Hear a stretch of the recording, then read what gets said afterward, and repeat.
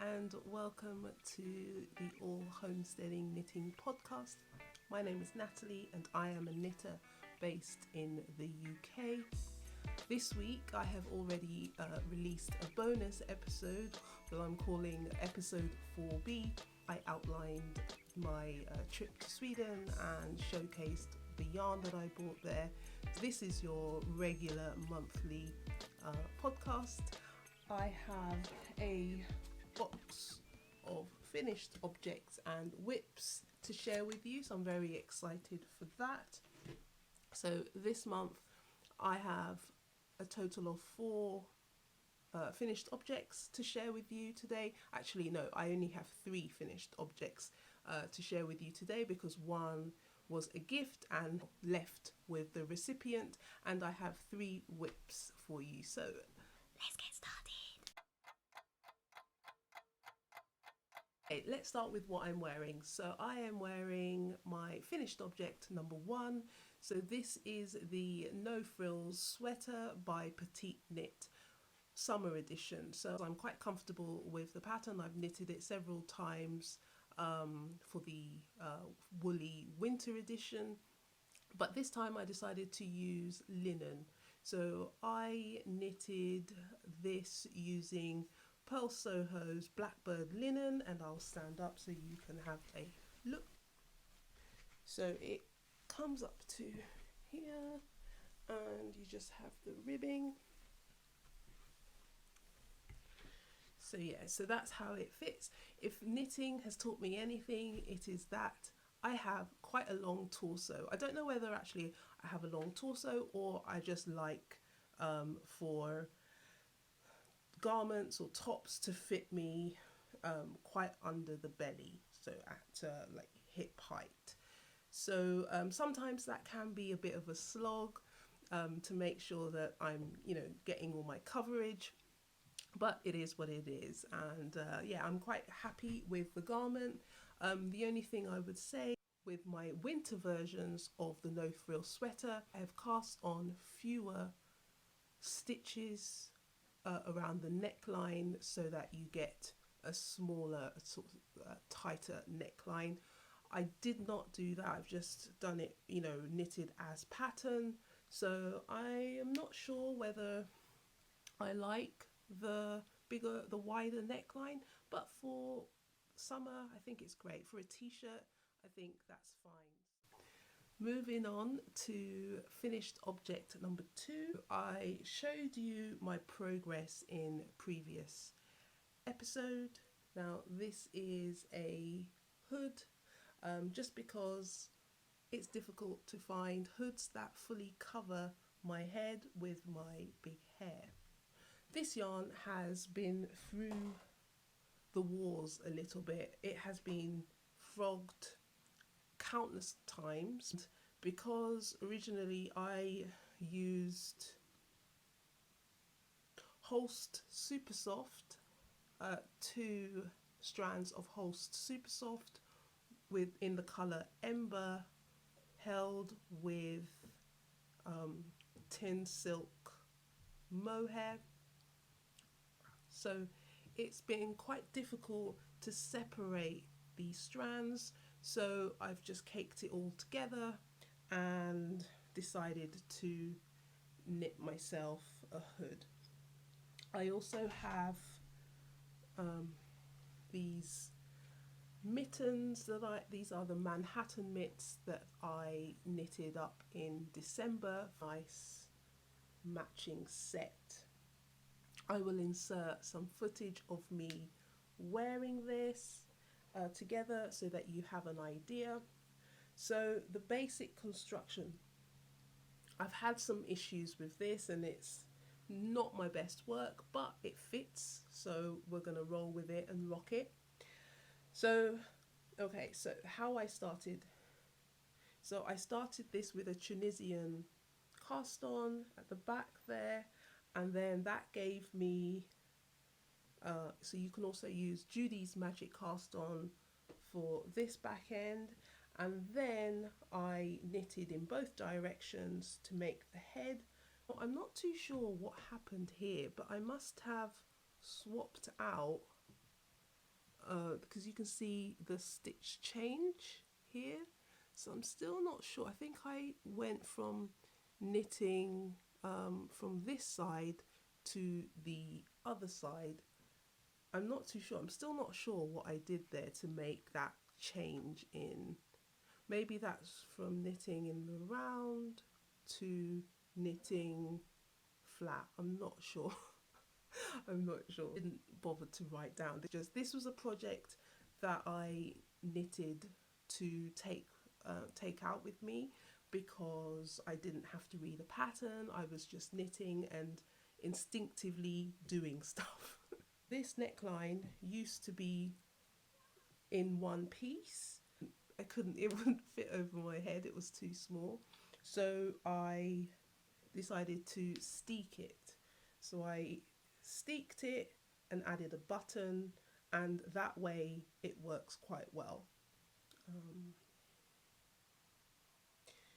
Yeah, so so that was it probably took me, yeah, it took me about 6 weeks on and off to knit this, but it will get worn, so I'm happy with that, and it matches my lovely gloves. So this pattern is a paid pattern by a designer called Michelle Yu. I will do that thing screen. Finished object number 3 is a pair of socks. Because I was traveling this month, I needed something portable, so I decided to cast on a simple pair of socks. I had been reading things about airlines confiscating needles, etc., and I tend to use metal needles, so I didn't want to have any of my metal needles confiscated. So I risked it with just a pair of socks, and these are what I took for my traveling project. Now the pattern is free pattern. It is the Hermione Everyday Socks by Erica Luda or Lueda.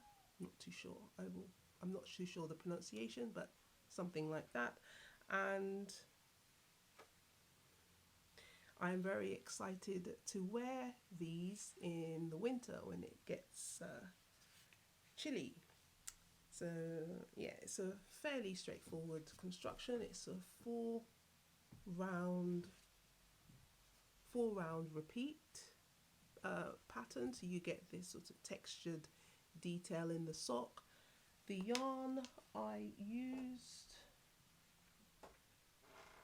was a ball of Let Lopi in the colourway 1416, held with some Southampton silk mohair that I used in my sweater by Anna Herzvad. Can't remember the name of the sweater, but anyway, I used these two to make this sort of nice earthy olive green colour. So for finished object number 4, I don't actually have it with me. I knitted the Sophie scarf, small, for a gift. So I knitted it for my friend's mum, who I stayed with when I visited Sweden. I knitted her a scarf as a thank you for letting me stay with her, and she was very appreciative of the scarf, and it was really sweet in that she pretty much wore her scarf every day of my stay, which was lovely to see and felt really nice. Nicely segues into my first whip. I won't labour this because we all know what this is. So this is another Sophie scarf that I'm working on for my friend, because obviously she was there when I gifted a Sophie scarf to her mum, and she felt a little bit left out. And she also, while I was there, got into knitting. So I promised her that I would knit her a Sophie scarf. So I'm knitting one in green, which perfectly matches her eyes. So I think this will look really nice. So this is some leftovers that I had from my Capulet blouse from Fable Knitwear. So this is cotton mohair by Katia. So it's a Spanish yarn.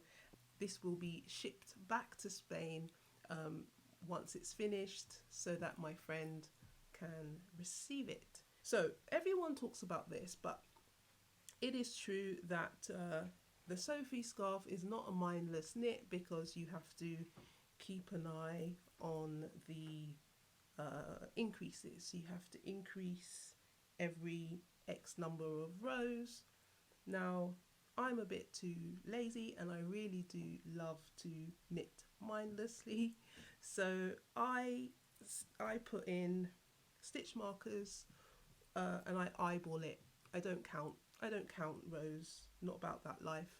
So I just eyeball it. I have enough yarn, so I just okay, yeah, that looks about right. Do the increases, stick another stitch marker in, and Bob's your uncle. So that's whip number 1. Okay, so whip number 2. This is an unusual one for me because this is something for the home. I've made like things like rugs and coasters before, but not a cushion cover. So I am working on a cushion cover. So it's a bit faffy to show, but we'll try. So I am working on a piano cushion cover because I realised that I have a load of cushions around the house, but we have to be quite strategic in when we wash them. This is the piano cushion by Lady Ship Designs, and yes, it will, I think it will be about 50 centimeters wide and stretch out about 30 centimeters long. So that's that. It's in Tasha for the piano. So yeah, I've just been slowly knitting on this. And on the back, a photo for the pattern. The cushion is white all the way around on the back. I didn't really want to have a white cushion, not when you have a dog and 2 cats around the house. So I decided to use some other yarn that I had. So for the back side, I am using some Malabrigo yarn that I had in my stash. This is Malabrigo Rios, if I remember correctly. So it's merino yarn. There we go. Some more Malabrigo yarn, Rios, but a different colorway. So I quite like to have like the 2 different colors, so I can have the cushion that way and then I can turn it round if I want a different vibe. So that's that. So, oh yeah, I will show you the buttons that I bought for the cushion, because obviously once I've finished the piano side, I will then knit the button band and the other half of the back side, so that you will button it up down the middle of the back. So the buttons I have picked out are quite cute. So I will share those as well. So these are the buttons. Don't know if they're little coloured pencils. So they will be quite cute. So I think that will be, you know, quite a creative cushion. And the black is, no, actually the black is pure wool. So this is some that I had in my stash. This is We Are Knitters. So this, I got this from as a gift from my husband a few years ago. So this is We Are Knitters. I think it's the twist, heavy twist. I don't have the ball band anymore. And the white is called something like Eureka, and it's actually a Swedish wool, but I didn't buy it in Sweden. Yeah, I'm quite excited to have this. So I have 2 cushions that I need to cover for my sofa in my office. So I probably won't knit this twice. I'll probably look for something jazzy or something weird for the other cushion so that you'll have a piano and something else.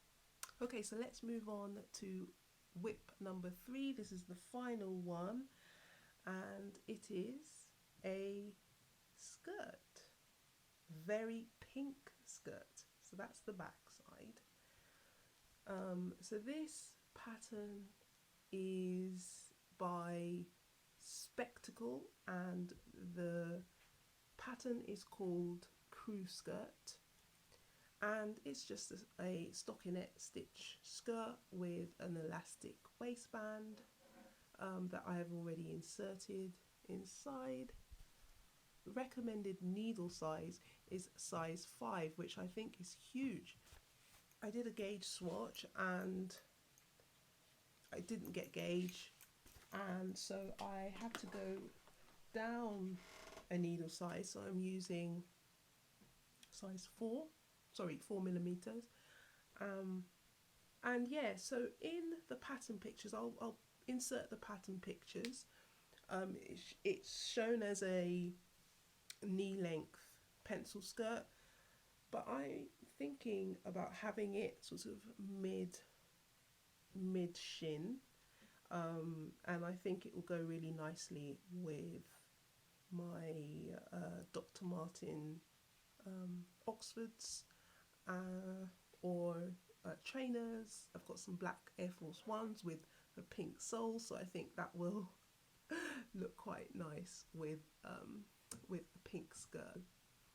Quite trendy at the minute because it's Barbie pink, and everything is pink and Barbie at the minute, but I have always loved pink. At the moment I'm actually wearing so pink skirt. So I think because I'm a millennial and there's just seems to be something in that I guess we were heavily marketed pink. This yarn is relatively new to me. I showed it to you in my last episode, and this is the yarn, some of the yarn that I bought from Sweden. This is Chaos yarn.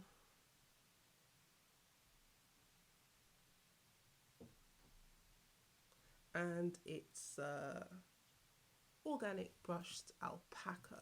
So it's lovely and fluffy. So I'm holding a single strand of this with 2 strands of fuchsia pink, woolly knit cone, 100% British cone. I love this combination, so I'm hoping I have enough to make a sweater. My original idea is to use these 2 to make an Ingrid sweater. Now, not the Ingrid sweater by Petite Knit, but the Ingrid sweater by Gregoria Fibers, and it has like an eyelet detail. I really like that, and maybe a couple strands, so you get that. It's much more fluffy. So maybe 2 holding 4 strands will be a bit extra, maybe. But yeah, I think I really ship these 2 together. So, and I really want to make a matching sweater to make a co-ord that would be a pinky cord, that would be awesome. So maybe that's one of my winter knits. So those were my finished objects and whips. So now I just have some miscellaneous things to talk about. I'm just using this board. The reason why I have three is because I've pinned my swatches, my current swatches, to the board, but obviously I don't want to hurt myself, so I've stuck three blocking mats to them. So anyway, I wanted just to show this swatch, which is my Newton swatch. So with Newton, I bought some earlier this year, and in like a sweater's quantity, and they sent me another shade, quite a lot of another shade, and I've used that to make my gauge swatch. So this is done in the round, so I do have quite a lot of material in the back. So I just wanted to show or share.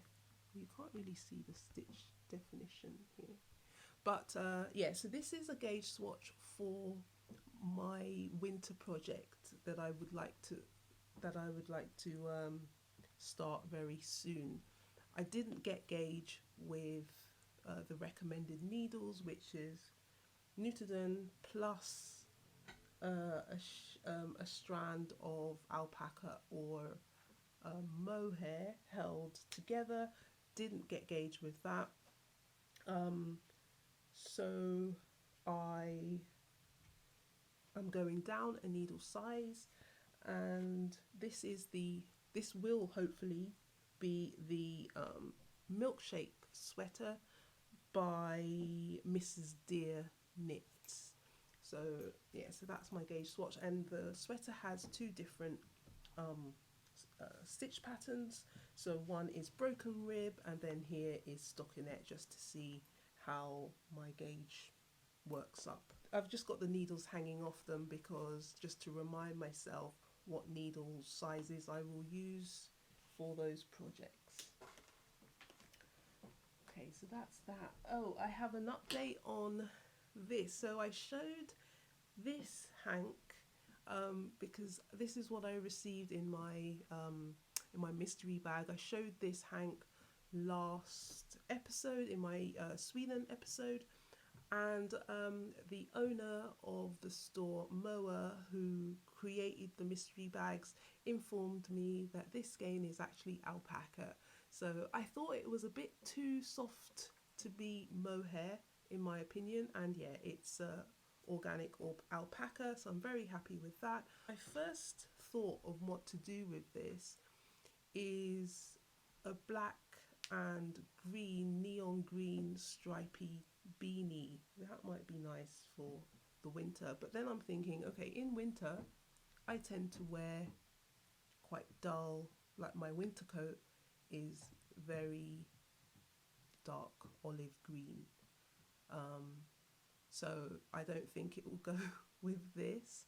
So yeah, I kind of need to use this in a way that it will integrate well with what I normally wear. So yeah, I'm still thinking on it, still thinking about it, but yeah, I'm really happy with that. But yeah, I'm thinking a hat for some reason, black and green striped beanie, but we'll see, we'll sit on it some more. Okay, so the next few items that I would like to talk about, unfortunately, don't have anything to do with knitting, but they are crafts.